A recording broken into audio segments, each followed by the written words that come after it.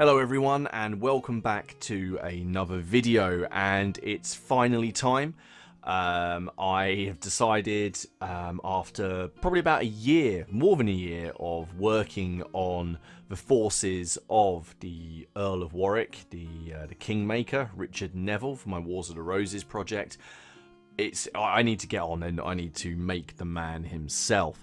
This has been slightly more problematic for me than it may be for some other people. I want to make a base suitable for the Kingmaker, and I've been agonizing about how to do this. As you can see, I've got plenty of bits and bobs here.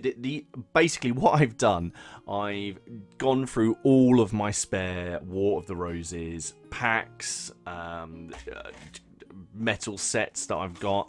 What we got in here? That's a cart from my brother-in-law that he got me for Christmas this year. I've also got, what's in this one? That's another cart that I've had as a present, and I've got plenty of bits. I've also got spare sprues. I have so many sprues, it's ridiculous. But from all of this, I want to see what we can throw together and create as a base. I've got plenty of other spares. Look, we've got all sorts kicking around in here that are metals, and I simply don't have enough room to get all the sprues out. But this is, I'm hoping that throughout all of this, we should be able to create something. Now, why am I going to all this effort for the Earl of Warwick? Well, there's a couple of reasons.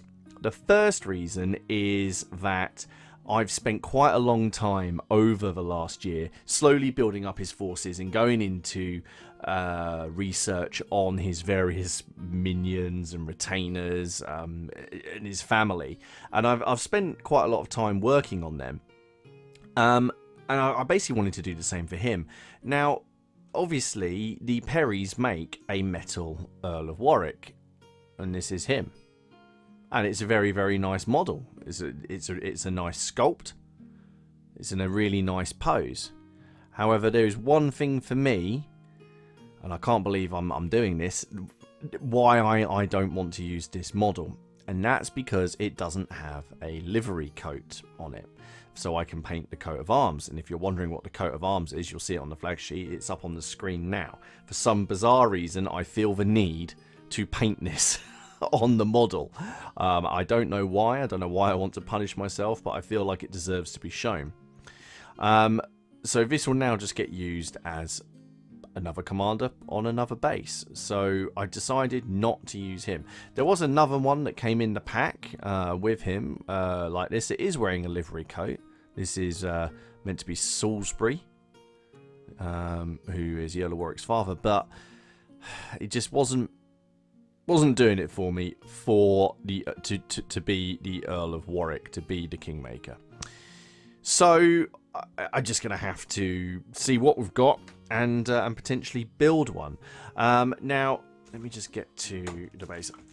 As this is going to be a main commander for my forces, I'm going to be putting him on one of these bases. And this is, I think this is 120 mil, 110, 120 mil. Let me just check. Yep, nearly 120 mil base. This is the same size that I did my Edward on.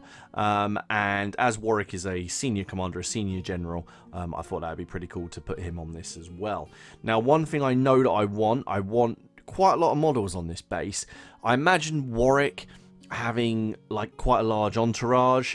I imagine there being, obviously he had like retainers and sycophants, but I've imagined him, because he was so wealthy, displaying lots of banners. And normally on my command bases, I've got 2 banners. I mean, if we hang on 1 second. This is the command base that I made for the Kingmaker's brother, John Neville, and you can see his coat of arms. I want to have something similar for his big brother, for the Earl of Warwick.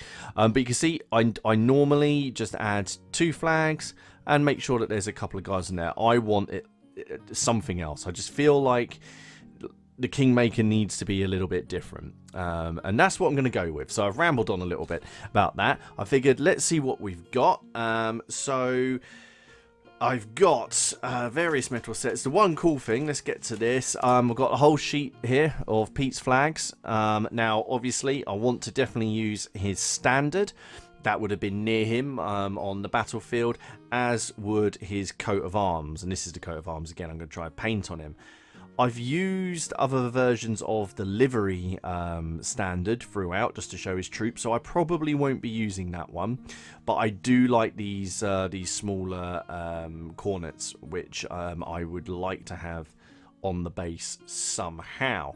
Anyway, I felt that we could do this as a series of videos, potentially 2 or 3, where I look at all the models and we effectively go through on what's going to be on the base.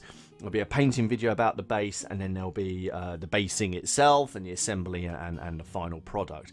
That way I can put together 3 smaller videos rather than 1 hour-long video. And of course, if you do want to watch them later, and if you are watching them later, I'll put them so you can watch them one after the other. Of course, I've left links below to the playlist for all of the Kingmaker videos. But let's just get on with it. Let's see what we have. Okay, so I know that I want my Warwick to be on foot. The War of the Roses commanders generally did fight on foot, apart from if they were fleeing on the battlefield, or leading a cavalry charge in the case of Richard III or Lord Audley at Blore Heath. If I had the chance now to go back, I potentially would redo some of my older command bases, because I used to just use the models as produced, and I didn't convert as many. Who knows, maybe I will go back and do another Edward. So I've had a quick look in my bits box, and there's this. Now, I've actually only used this model once. Now, this is the command frame from the Foot Knights from Perry Miniatures. This is meant to be Richard III. There he is, the king in the car park. There he is. But this does have a livery surcoat on there.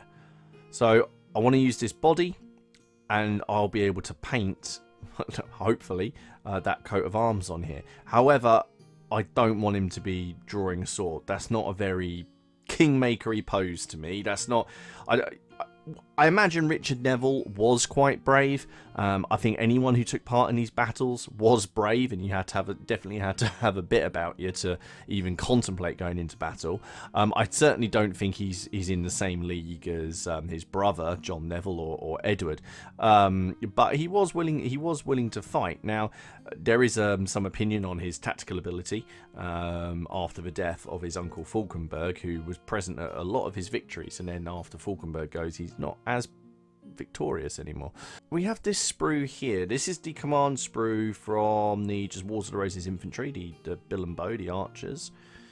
And on this, there is a very handy pointy finger, because nothing says I'm in charge and commanding like someone pointing. So I'll maybe take that arm. In fact, let's just get clipping. Okay, so I got that body clipped out and just the surcoat fixed on. Now, when I'm working on a model with a livery as complicated as this, I'm not going to be attaching the head and the arms until after everything is painted. So all of those parts are going to get painted separately. That's simply because I don't want anything to be in the way of being able to get the brush in to be able to do the livery, so that'll stay like that for the moment. But we'll just try fixing the parts I want to use. Now, before we get on to the arms, because I do like that pointy hand, let's talk about the helmet. There is a picture by Graham Turner. In fact, Graham Turner, who I'm sure you all know I like, has done a lot of pictures. And for Warwick, he's always given Warwick Milanese armour, the more expensive armour, not a typical English armour or a sallet. Now, on the Foot Knights, there is this chap here. So this helmet here is in the Milanese style. But this one here is the same, but the visor can be up. And there's a picture from Graham Turner. I'll flash it up quick on the screen. From his picture of the First Battle of St Albans that shows him with his raised visor, and he's talking to the Duke of York. And I think we could do something like that. And with that head on there, that would be pretty good. Also, another reason for doing it this way, I'll be able to see if I need to do any filling. So I'm going to take this head and the visor, And I might as well just clip off these hands now. And then we've got to figure out what he's going to be doing, because that's his left hand pointing. So we're going to have to figure out what his right arm is going to be doing. Is he going to be at rest, or is he actually going to be holding a weapon? Let's have a look. Anyway, I'll get these bits clipped out. Okay, so I've just cut out the pointy finger, and I've realised that this one is armoured all the way to the top of the shoulder. Now, on the surcoat, I want basically the sleeve covering this. So this is the arm from the Richard III command figure. This is the ones that are sort of meant to go with this. So what I'm going to do, I'm going to remove this shoulder. I'm going to cut this here with a saw, and I'm going to replace it with the pointy hand, so we can have basically this bit of shoulder on there, so I can paint the livery on that. As for the other arm, I might actually just remove this sword and keep it, so he's got his arm just at his side, so he'll be in this kind of a pointing pose with one arm down by his side, the other arm there, and then I can put the sword, which is here, just on his side, so that can sit quite nicely there.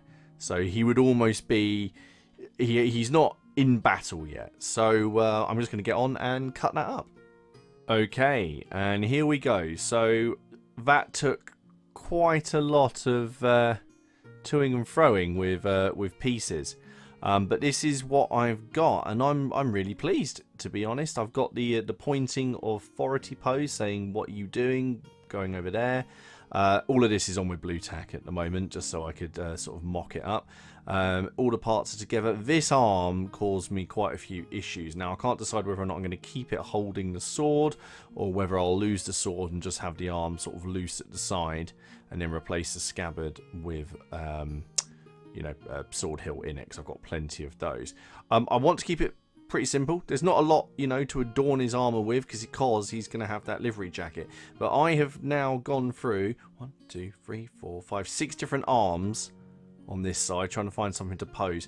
I did consider giving him a poleaxe, but I already did that with the one for his brother John Neville, and I wanted there to be a bit of a difference. And I just thought, as he's most likely to be an army general, I felt that the sword was just a bit more sort of general-ish, if that makes sense, unless you're Edward and, you know, you're a monster. So that is the mock-up for Warwick. So that's what I'm going to go with. And now need to sort out the rest of the models for the base. Okay, so we've got quite a bit of room on our base. So let's see what we've got in some of these. This is going to be a bit different to how I'd normally do things. Let's just see what's going to fit. Oh, hang on. Yeah, we'll look at that one in a minute. That's a possibility. Here we go. This is what I was looking for. Liveried billman. So I'd like all of the men, as far as possible, to be liveried on his base. I want all the men near Warwick to be wearing the red and have the ragged staff visible. So these are all very, very nice. Perimetals. I think I picked these ones up at Warfare. So these are all marching billmen, a selection of bills for them to have, but these will also make great standard bearers as well. So how many men can I actually fit on a base? I mean, Warwick himself. So we want Warwick sort of front and center. Hang on, where's the blue tack? Like so. I don't know, maybe 3, 4. 4 is quite cool, like ranked up there. Maybe 2x2. This has turned into a will it won't it kind of video. And then I could have 2 of the flags sticking out of them. Oh, I've got something that'll be cool. I just remembered. Hang on, let me just. So this is like my box of metals. And I think, yes, because I had this left over before. Now, some of you may know that George Neville, who was the other brother of Warwick, was the Archbishop of York. And Warwick did have a lot of ties to the church. And I've got this that was left over from when I did the papal legate base. This could be potentially, well, it could be his brother, or it could just be a dignitary. So he could have maybe someone with him. Now, I've always played Warwick off as liking things that go bang, and I do have a spare cannon. Is it too much to put a cannon on a command base just to be pretty? Let's have a look. This one. Let's... Oh, it's handy. Carriage is already together. Let's just put the... Oh, God. I'm going to need to trim quite a lot on that wheel. We have a cannon. A cannon would be very cool. What have we got? We've got the kneeling chap. That's potentially... have that fella. Maybe push these back. I'll be putting down some ground sculpting on here, so maybe have him round like that. These men standing back a bit. Warwick there. I need another 2 standard bearers. This is going to get crowded. Okay, so what I think I'm going to do, I've got my few men here that I need to give some bills and standards to. I've got my typical wire spears that I can use for that. I need to assemble at least 2 other models. So 1, 2, 3, 4, 1, 2, 5, 6, 7. There'll be 9 models potentially, plus a cannon.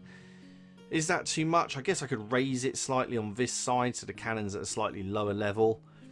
I'll tell you what, I'm going to go away and have a play, and then I'll come back to you in a minute. Okay, so I'm back, and as you can see, I got a little bit carried away. This is not any kind of final positioning, but this is the kind of thing that I'm going for. The thing is, when I'm doing these kind of large command bases, nothing is certain until I stick it down at the end, and you know, when I'm ready to do the base. So models can be added or they can be taken away. But this is, you know, I'd say 80% there. So let's just pick this up. Now these are all stuck down with blue tack at the moment, just so we can get a look. So there at the front is Warwick, the Kingmaker, Richard Neville. I've counted out the standard bearers. So next to him, we've got this chap who's made off of the normal command frame from the Wars of Roses infantry. Nothing special about him. I just made sure that he was fully armoured, gave him a sallet, and he'll be holding the coat of arms.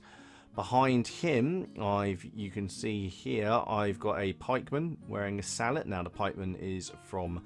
The pike arms are from the Wars of the Roses mercenaries box set from Perry. The body is from the Wars of the Roses infantry. I can't tell you where the head's from. And the reason I put the pike in there is because I'm going to put the standard, the long fishtail banner on that one, because it would want to be a little bit higher. So that's going to be on that one.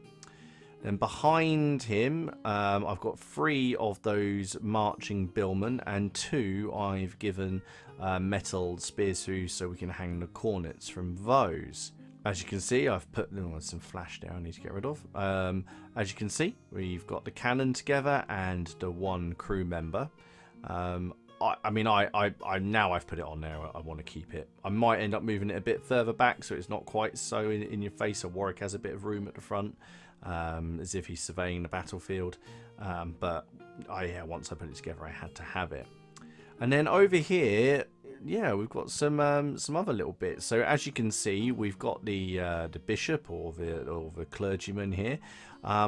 This chap is from the Wars of the Roses labourers set from Perry, but I just thought he looked like a bit of an aide or anything. He's got a sword on, so he could be an aide maybe to the bishop, or maybe he's one of Warwick's household servants. He did have people who sort of looked after his castles and probably his accounts and everything else. Maybe that's his accountant. And then I remembered I had these. Now I ordered these dogs from Steelfist Miniatures ages ago because I just thought they might come in handy. I was topping up an order. And I just thought it'd be quite fun. Maybe they belong to the bishop. Maybe he's brought them along. Maybe they're Warwick's. Maybe they're the hunting hounds. They look a bit houndy. I'm not good on my dogs, but they look a bit greyhoundy. So I thought, why not include them? So there we are. That is the sort of the thing I'm going for. I wanted Warwick to have an entourage, and I think he can have it. I mean, on here we've got 3, 4, 5, 6, 7, 8, 9 models. Well, 12 if you include the 2 dogs and the cannon. But obviously there will be different things going on with the ground. I'll be raising probably the front up a little bit, and then letting it drop away. Maybe these guys are going to be on lower ground at the back. But I really like the idea of just having some non-combatants looking on, because that did happen quite a lot. So there we are. That is the build portion done.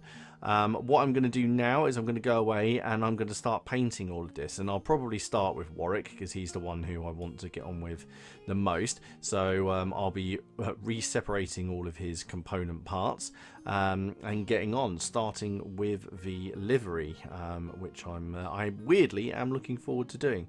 So the painting video won't be a sort of tutorial, but it'll be a step-by-step. I'll do a bit and then I'll come back to you and report on sort of what I've done and how it went. After that's done, then obviously we'll look at the basing. Now for this one, I'm probably not going to do anything too elaborate because there's so many people on it. But I dare say that we're going to have some fun with lots of static grass, different types of tufts, maybe some arrows that are sort of sticking out the ground. Oh, a casualty. I haven't got a casualty. No, shut up, Martin. We've got enough. We've got enough. Right, I'm going to go. And before I want to start sticking anything else there, I hope you enjoyed this video. A bit of an odd one, bit of a sort of like, you know, let's just see what we can achieve. I love just diving into the bits box and the pile just to see what we can put together. But I am really pleased, and this has really inspired me to crack on. Anyway, guys, I hope you're all well. Drop a comment down below. Let me know what you think of the base, or if you've got any ideas or suggestions. And I will see you guys again in the next one. Stay safe, and I'll see you all again soon. Cheers.